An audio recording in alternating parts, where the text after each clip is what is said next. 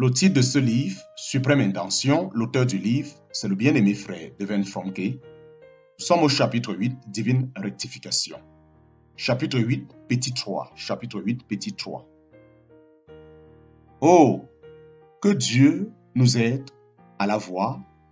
C'est par elle qu'il produira en nous une rectification complète. Mais nous devons prendre garde ici, ou bien nous tomberons dans le piège traditionnel. Si nous interprétons ce verset de 1 Corinthiens chapitre 1 verset 30 dans l'idée que la sagesse, la justice, la sanctification et la rédemption vont nous profiter, nous sommes encore centrés sur l'homme et nous avons manqué l'intention divine. Mais si nous sommes parvenus à une position centrée sur Dieu, nous voyons ce texte sous un tout autre jour. C'est pour Dieu que nous faisons l'expérience de ces choses. Et alors, quelle différence? Par la rédemption, c'est à lui que j'appartiens et non à moi-même. N'a-t-il pas payé le prix? Ces nouveaux points de vue, pour lui, c'est mon nouveau point de vue pour lui. Un rapport nouveau est né entre lui et moi. J'ai trouvé la place qui me revient et un nouveau centre d'intérêt. Par sa divine philosophie, ma vie connaît maintenant un ordre et un objectif céleste. Ainsi, cette rectification, dans le sens d'une divine philosophie, ce n'est pas quelque chose que je reçois. Ainsi, cette rectification, dans le sens d'une divine philosophie, ce n'est pas quelque chose que je reçois, c'est une sphère nouvelle dans laquelle je suis appelé à vivre, un monde nouveau dans lequel je suis appelé à entrer. Cette divine philosophie est destinée, de la part de Dieu, à opérer en nous une rectification totale. Paul semble avoir réalisé de quel aveuglement les chefs religieux de son temps étaient frappés à cet égard. Il écrit aux Corinthiens: nous sommes capables de parler philosophie avec ceux qui sont parfaits. Mais c'est une philosophie qui n'est pas de ce siècle, ni des conducteurs incompétents de ce siècle. Nous annonçons au contraire une philosophie divine, spécialisée dans le mystère caché. Elle a été préparée dès avant les siècles pour notre rectification. Aucun des chefs de ce siècle ne l'a reconnu, car s'il l'avait reconnu, il n'aurait pas crucifié le maître de cette rectification.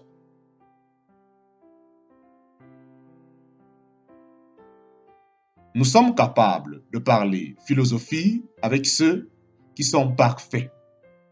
Mais c'est une philosophie qui n'est pas de ce siècle, ni des conducteurs incompétents de ce siècle. Nous annonçons au contraire une philosophie divine, spécialisée dans le mystère caché. Elle a été préparée dès avant les siècles pour notre rectification. Aucun des chefs de ce siècle ne l'a reconnu, car s'il l'avait reconnu, il n'aurait pas crucifié le maître de cette rectification. En parenthèse, version Fenton. Nous pouvons être sûrs qu'il en est de même aujourd'hui. Les conducteurs religieux du temps de Paul n'ont pas discerné la vraie raison de la venue de Christ. De même qu'alors tout ce qu'ils voulaient,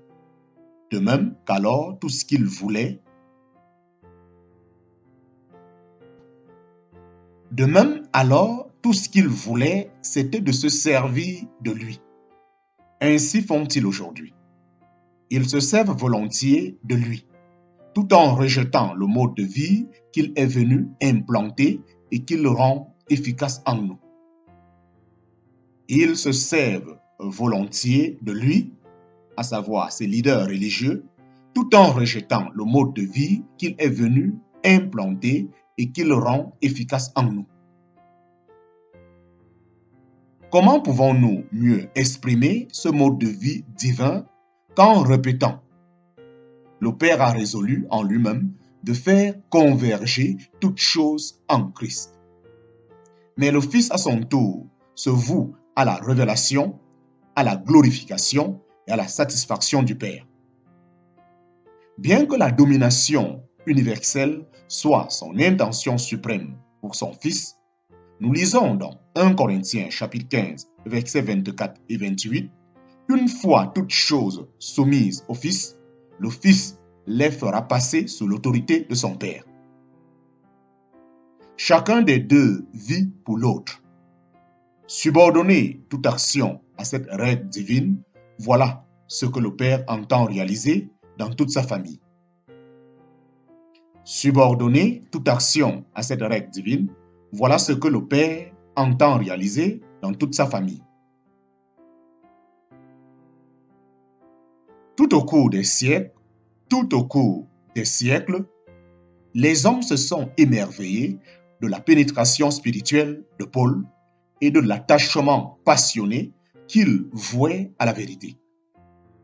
Où est le secret de sa vie et de son ministère? Il le fait savoir dans les thèmes les plus clairs. Nous pouvons sentir son cœur battre tandis qu'il explique les principes qui régissent sa vie et gouvernent toute son activité.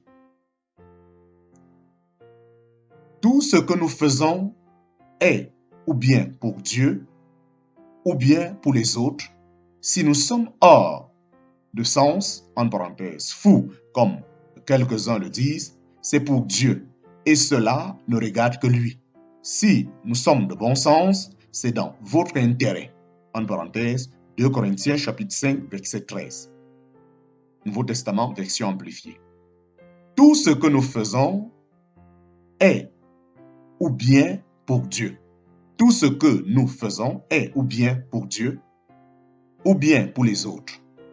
Si nous sommes hors de sens, en parenthèse, fous, comme quelques-uns le disent, c'est pour Dieu, et cela ne regarde que lui.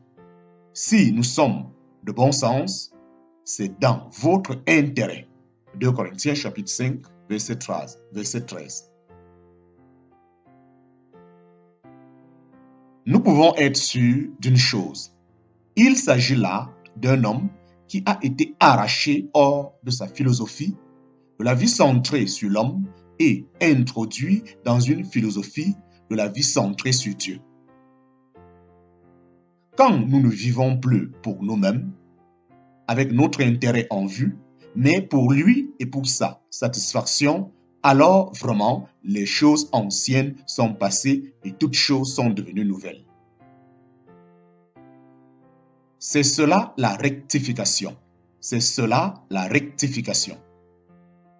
Rien moins qu'une vision de l'intention suprême du Père n'aurait pu préserver la vigueur du ministère de Paul. Rien d'autre n'aurait pu alimenter si puissamment les mobiles de son activité. Pourquoi avons-nous été si lents à le comprendre? Maintenant, écrit-il aux Colossiens, je me réjouis pour vous dans mes souffrances et je voudrais achever dans mon corps le summum des afflictions de Christ pour son corps, l'Église. En parenthèse, Colossiens chapitre 1, verset 24, version 21. Je me réjouis pour vous dans mes souffrances et je voudrais achever dans mon corps le summum des afflictions de Christ pour son corps, l'Église. En parenthèse, Colossiens chapitre 1, verset 24. Chez lui, aucune tentative d'échapper aux peines ou à la souffrance. Aucune pitié pour lui-même. Aucune pitié pour lui-même. Il n'avait Dieu que pour le corps. Il n'avait Dieu que pour le corps aux membres multiples, dont l'activité serait un jour gouvernée tout entier par les principes divins et qui en entendrait en étendrait l'influence jusqu'aux confins de l'univers. Colossiens chapitre 1, versets 25 à 27. Il écrit, dans Colossiens chapitre 1, versets 25 à 27, il écrit,